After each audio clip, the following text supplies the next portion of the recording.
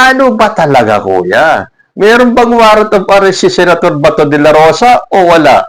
Sabi po kasi dito sa Philippine Star, the International Criminal Court has issued an arrest warrant against Senator Ronald Bato de la Rosa.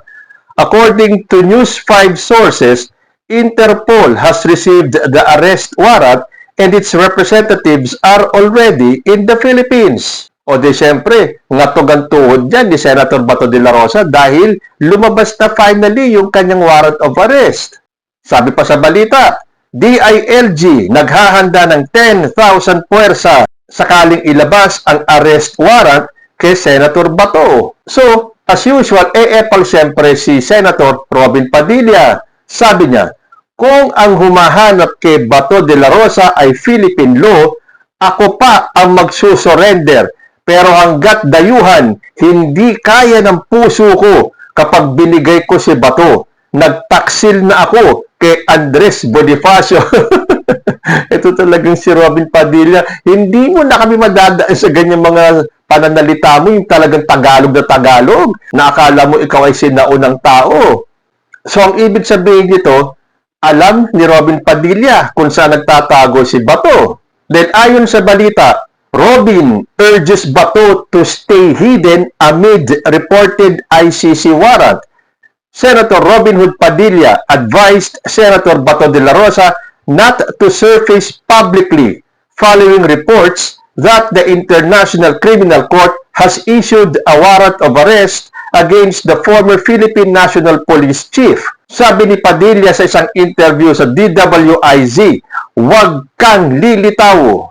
Padilla stressed that he would only cooperate if Philippine authorities were pursuing De La Rosa, but not if the arrest stemmed from what he described as foreign intervention.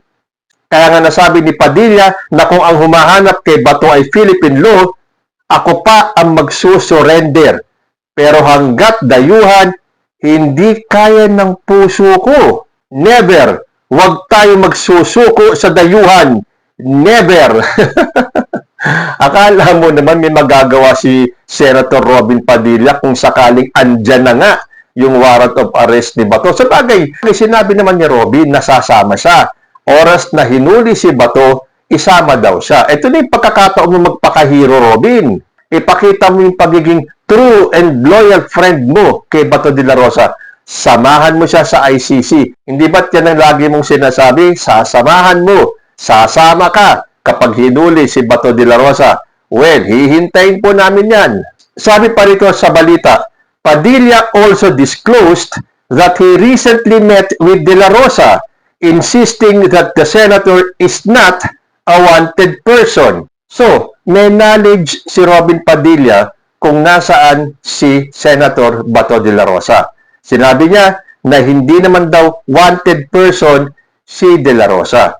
Pero, ang pagkakaalam ko, kapag ikaw ay na-issuean ng warrant of arrest at imbis na ikaw ay sumuko, nagtago ka, you will be considered a fugitive.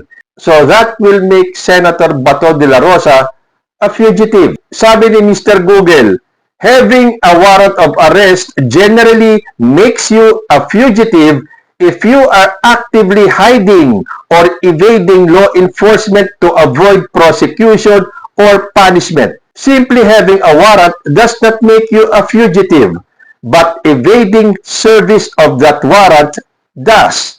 So, kung talagang meron ng warrant of arrest itong si Senator Bato de la Rosa at umiiwas siya at nagtatago, siya ay makukonsidera ng fugitive. Pero teka muna, kung alam ni Robin Padilla kung saan nagtatago si Bato de la Rosa, meron ba siyang pananagutan dito?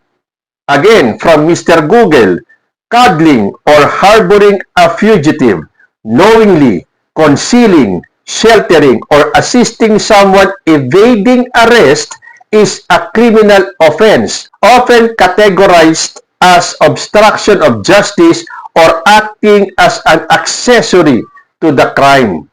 Providing such aid, including protection or misinformation to authorities, can result in both criminal and administrative charges. O, yun naman pala, Robin, eh. Meron kang tulog dito kung hindi mo sasabihin kung nasaan si Bato de la Rosa. Tamang-tama. Sinabi mo naman na sasamahan mo siya kapag siya ay hinuli na. So, ituloy mo yan. Itago mo at wag mo sabihin kung saan naroon si Bato de la Rosa para magkasama na kayong mahuli. So, tingnan natin kung mapapangatawanan nitong si Robin Padilla yung kanyang kayabangan na hindi niya isusuko. Dahil sabi niya, kung foreign ang huhuli kay Bato, hindi niya isusuko. Pero kung mga Pilipino ang huhuli sa kanya, isusuko niya. So, ibig sabihin, alam niya kung nasaan si Bato de la Rosa.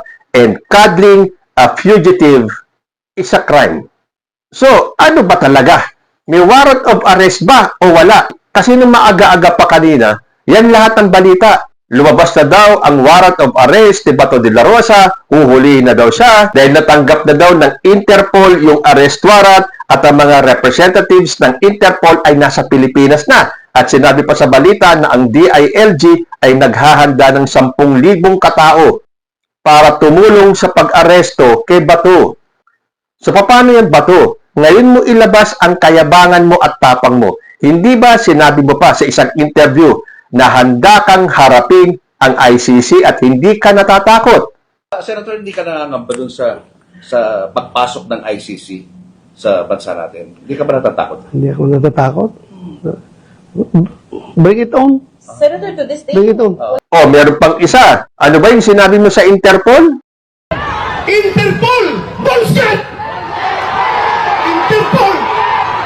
O meron pang isa, nung sinabi mong bring it on kay Sunny Trillanes, na sumama pa siya na magposas sa'yo. Go ahead, make my day, Mr. Trillanes! Biyan mo! Sige ka lang ngak dyan ng ICC. Sige! Go ahead! Kahit sumama ka pa, mag-serve ng warrant. Sumama ka, ikaw mismo magpusa sa akin. Oy, bakit ngayon nawala lahat ng tapang mo? Pero alam niyo po kahit papano mararamdaman ninyo yung takot ni Bato de la Rosa.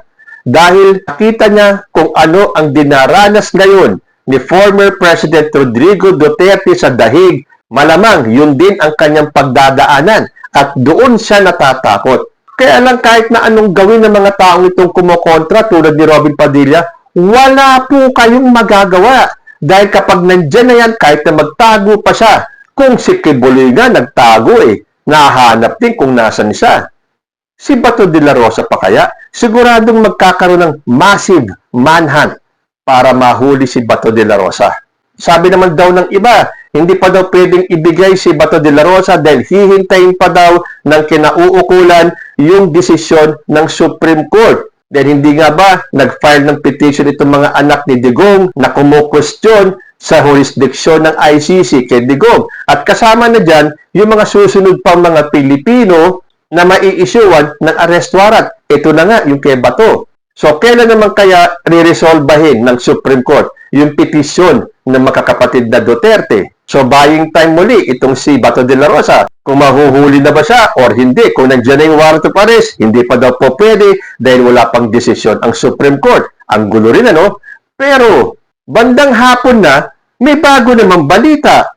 Sabi rito, ICC denies any public arrest warrant in the Philippines situation. Sabi pa sa balita, News 5 and Philstar are reporting that the ICC has issued an arrest warrant against Senator Bato de la Rosa.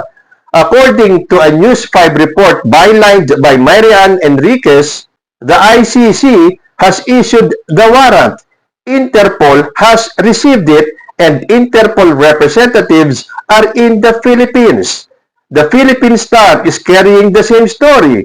Both outlets are owned by MediaQuest under the MVP Group. So, the original report is single-sourced to News 5. So, ang sabi ng News 5, may warrant of arrest na nga daw ang ICC para kay Bato de la Rosa. Pangalawa, natanggap na daw ng Interpol yung warrant. Pangatlo, nasa Pilipinas na daw yung mga representatives ng Interpol. Tapos, naglabas naman ng statement si DILG Secretary John Vic Remulla. Nung tinanong siya kung meron na nga bang warrant of arrest, ang sabi niya sa mga reporters, None yet to my information. As far as I am concerned, until I see the official copy, it is hearsay. Although at the same time, kinumpirma ni Remulla that the DILG is preparing a 10,000 task force for the dragnet operations in case a warrant of arrest for Bato is issued. Tapos ngayong gabi nga at 7:24 p.m. sa Manila time, the ICC has denied it. Philstar reported on May 9 that an ICC spokesperson told the media no public arrest warrants have been issued in relation to the situation in the Philippines. So, tapos daw ang istorya. Walang warrant. Well, not yet. Anyway. Pero parang iba yung pakiramdam ko dito sa sinabi ng ICC na wala pa or no public arrest warrant have been issued. Ano ba ang ibig sabihin ng no public arrest warrants? At ito po ang aking research kay Mr. Google. No public arrest or no public warrant means that an arrest warrant exists but has been placed under seal by a court. Ibig sabihin, it is not accessible to the media or the general public. This is often used to ensure the safety of law enforcement, prevent the suspect from fleeing, or protect the integrity of an ongoing investigation. Sabi pa rito tungkol sa no public arrest warrants. The document is hidden from public record, often known as a secret warrant or under seal warrant, meaning active yung status. Just because a warrant is not public does not mean it is invalid or inactive. It often means it is being handled discreetly or secretly. So, posible nga na merong warrant of arrest na si Bato de la Rosa. Pero nirelease ng ICC that no public arrest warrants have been issued in relation to the situation in the Philippines. Pero matapos kong basahin yung ni-research ko tungkol sa no public arrest warrants, nako, mukhang meron na po talagang warrant of arrest at ginawa lang yang private, not for public consumption. Sasabihin ng iba meron, sasabihin ng iba wala, para paniwalain na wala pa, so hindi tatakbo, hindi mangingibang bansa. Kaya sinasabing no public arrest warrant. So pwedeng wala, pwedeng meron. So sa mga oras na to, ang pinakamagandang gawin ni Senator Bato de la Rosa sa utos ni Senator Robin Padilla, magtago ka, huwag kang lumabas. But then again, kapag may warrant of arrest na talaga si Bato, he will be considered a fugitive. At ang ginagawa ni Robin Padilla, kung alam niya kung nasaan si Bato, is cuddling a fugitive, which is a criminal offense.